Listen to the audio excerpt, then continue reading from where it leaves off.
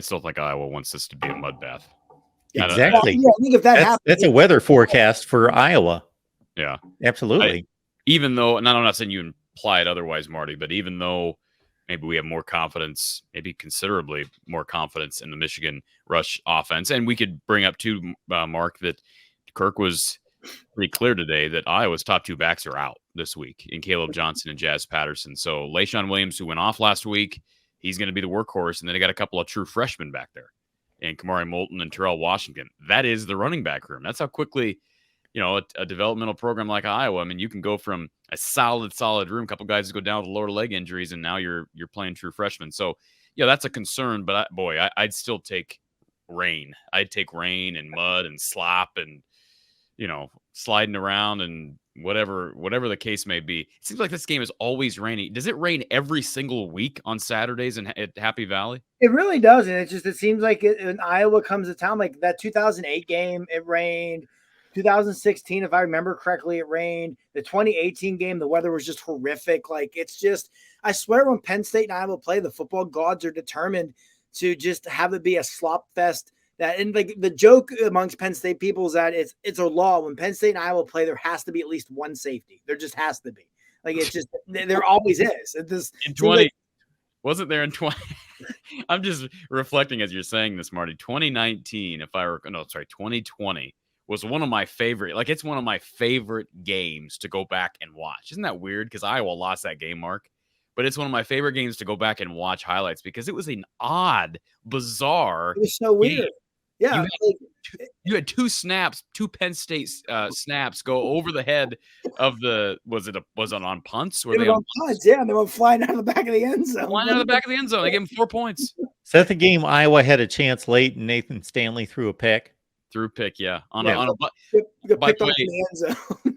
And that was a play where an Iowa coach, there's a different view of that play from the stands where an Iowa coach is yelling for a timeout and the ref did not see it. They had somebody lined up wrong and Stanley threw the ball and literally Nick Scott was the only person standing there. Stanley panicked and it was a bad look for him, bad moment for him. He had another play earlier in the game where we talk about Iowa not taking advantage of waste downs, Mark. I think it was a waste down. And they went play action, and they had T.J. Hawkinson. I mean, nobody. I mean, you could have trotted in backwards with as much room as T.J. Hawkinson had, and Nate Stanley just airmailed him. And there was a couple times I remember in that game they zoomed the camera in on Nate, and he just looked like a deer in the headlights. And he busted up his thumb. That's the other thing you got to remember. He busted up his thumb on a teammate's helmet during that game. He struggled to throw the ball all game. Then all of a sudden, second to last drive of the game, he's throwing darts to Noah Fant and to T.J. Hawkinson, and Mekhi Sargent's running all over the field. So, yeah, this game always seems to be rainy. 2009, I mean, that's the ultimate rain-affected game, I guess you could say. Marty, you weren't covering the beat in 2009. Do you remember that game? Oh, I remember it very fondly. The first or second snap from scrimmage, Derek Williams takes it 80 yards or whatever it was. Yeah. White out crowd, they're pumped up. And I'm thinking, all right, here we go. And that was another game. That was a revenge factor for Penn State because in 2008, had they beaten Iowa at Kinnick, they would have played for the national championship. And I think, the crowd was jacked up. The team was ready to go. First play, long touchdown. You're thinking, here we go. And then they kind of flatlined, and then Adrian Claiborne blocked that punt, and Penn State literally just did nothing the rest of the game. It was a frustrating one. That Adrian Claiborne blocked punt, it's become so iconic with Iowa fans. But Mark, this is maybe going to sound like hyperbole. It's one of the greatest single individual plays in Hawkeye history. I mean, how he just blew up. I don't know who was supposed to be blocking him, but the dude was about half his size, and he just blew right through him. And then the sound, everybody talks about the sound. Tom Kakert has brought this up on my show, the sound from the press box that he could hear, and that football hitting Adrian Claiborne's arms. And then the dude, Adrian, it's rainy out. The ball bounces. He picks it up in stride and takes it into the end zone. I mean, just talk about an athletic, impressive play. And that changed the game, and Iowa won narrowly. Coach Don Patterson, who is on the postgame show with me each and every Saturday, he made the comment the other day, Marty. We were talking about Iowa's average because that's become a talk around the country, Iowa's points per game average.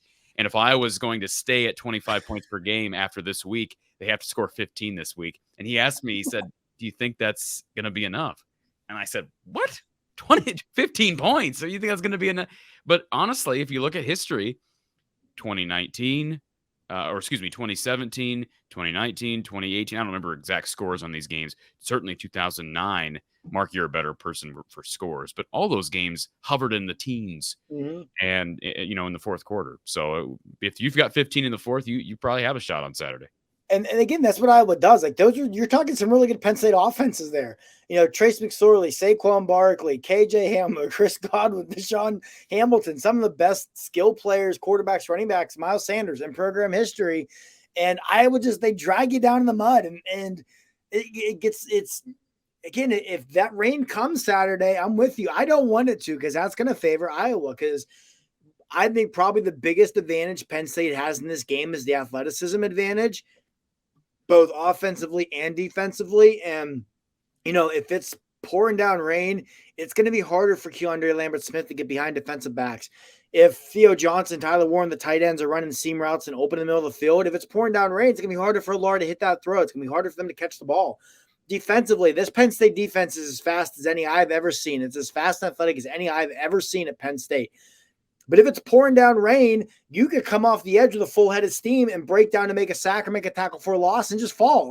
Those things are going to happen if the weather's that bad. So, but yeah, like you said, that's what Iowa does. Iowa's going to drag you down in the mud and keep it low scoring. So I wouldn't be surprised if Iowa's got 15 points in the fourth quarter, and that's enough either to have them in the lead or within striking distance, because it's just, again, that's what Iowa does. I think that's what makes Iowa as an opposing fan so just frustrating, or whatever you want to put on it, because you might not give up a defensive touchdown and still very well lose, because it's Iowa. They're going to kick 3 field goals, get a safety, have a pick 6, and you look up, and with 2 minutes to go, you're losing 18-14 with a 4th and 10. You've got to get it.